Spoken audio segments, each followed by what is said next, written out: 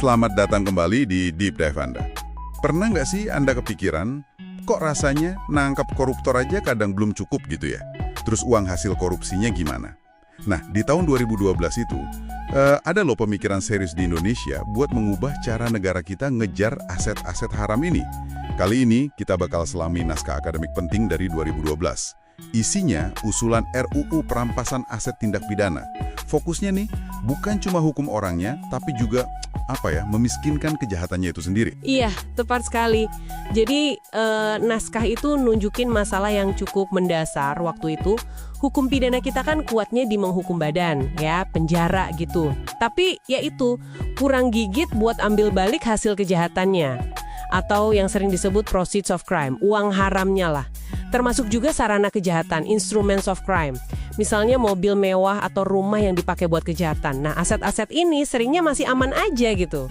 Malah bisa dinikmati pelaku atau keluarganya, siap dipakai lagi. Apalagi kalau kejahatan ekonomi yang rumit, yang lintas negara. Wah, itu lebih susah lagi. Oke.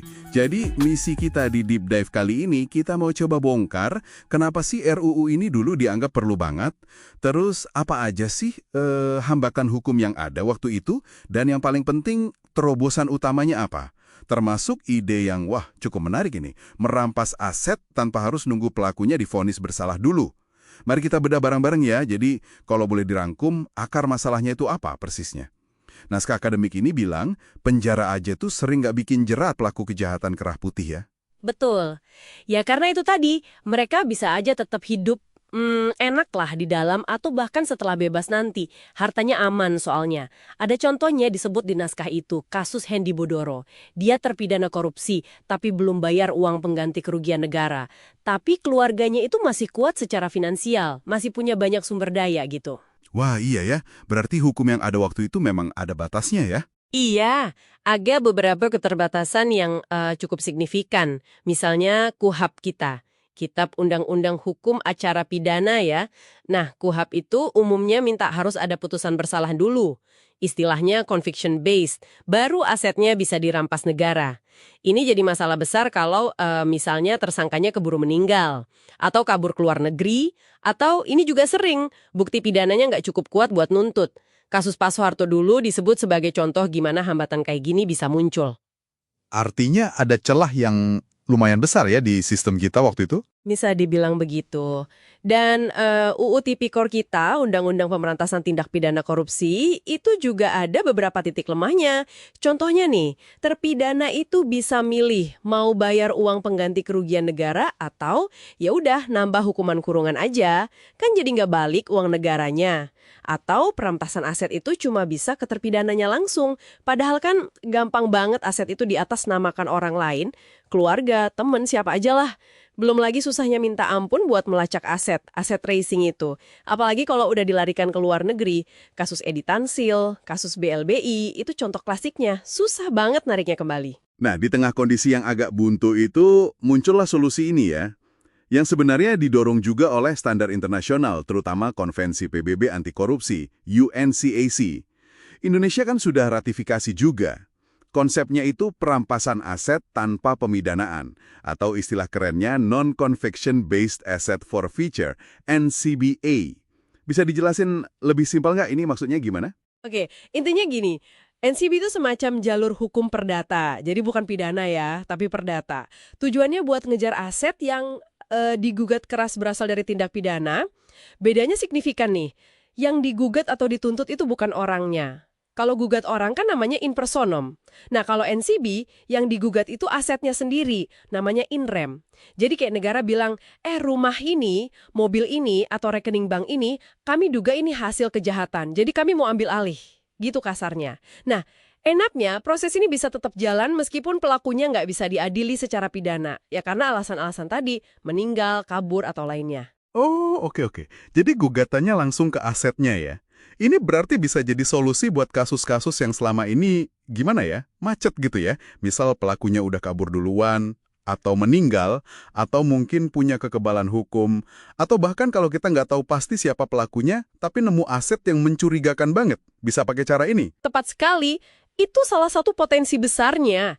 Dan soal pembuktiannya juga biasanya beda. Kalau di kasus pidana kan harus melampaui keraguan yang wajar, beyond reasonable doubt. Berat tuh. Kalau di NCB, standarnya seringkali lebih ringan. Cukup menunjukkan adanya keseimbangan kemungkinan, balance of probabilities. Jadi, lebih mungkin aset itu hasil kejahatan daripada bukan. Bahkan, kadang beban pembuktiannya bisa dibalik loh. Jadi, si pemilik aset yang justru harus bisa buktiin kalau hartanya itu didapat secara sah. Ada prinsip innocent owner di situ. Dasar pemikirannya itu ada doktrin hukum namanya taint doctrine. Anggapannya, kejahatan itu udah menodai atau mencemari aset yang terkait dengannya. Jadi asetnya itu jadi haram gitu. Nggak peduli lagi siapa yang pegang sekarang. Wah, menarik ya. Fokusnya jadi ke aset yang ternoda itu. Tapi, ini berarti proses pidananya jadi nggak penting lagi dong. Ditinggalkan gitu aja. Nah, ini penting buat dicatat. Naskah akademik ini juga menegaskan kok, NCB itu bukan pengganti tuntutan pidana. Bukan berarti pidananya dibuang. Tuntutan pidana itu tetap jadi prioritas utama kalau emang buktinya cukup dan pelakunya bisa dijangkau. Harus tetap jalan. NCB ini posisinya lebih sebagai alat pelengkap, jadi kayak senjata tambahan lah. Buat dipakai pas jalur pidana itu nggak efektif buat ngambil asetnya kembali. Beberapa negara lain kayak Amerika Serikat, Australia, itu udah lama pakai mekanisme mirip ini. Sering disebut feel forfeiture. Dan dianggap lumayan berhasil nambah jumlah aset hasil kejahatan yang balik ke kas negara. Tujuannya jelas banget, ambil balik aset kejahatan biar nggak dinikmati dan mencegah aset itu dipakai lagi buat modal kejahatan berikutnya. Kebutuhan yang mendesak banget waktu itu, butuh strategi yang lebih jitu buat lawan kejahatan ekonomi. Fokusnya digeser, dari yang tadinya cuma mikirin hukum pelakunya, jadi lebih ke gimana caranya merebut aset hasil kejahatannya.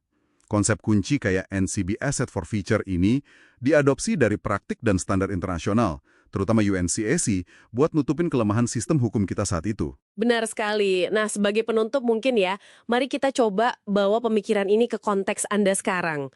Konsep NCB ini kan kedengerannya bagus ya, menjanjikan buat memiskinkan kejahatan, bikin jerak gitu.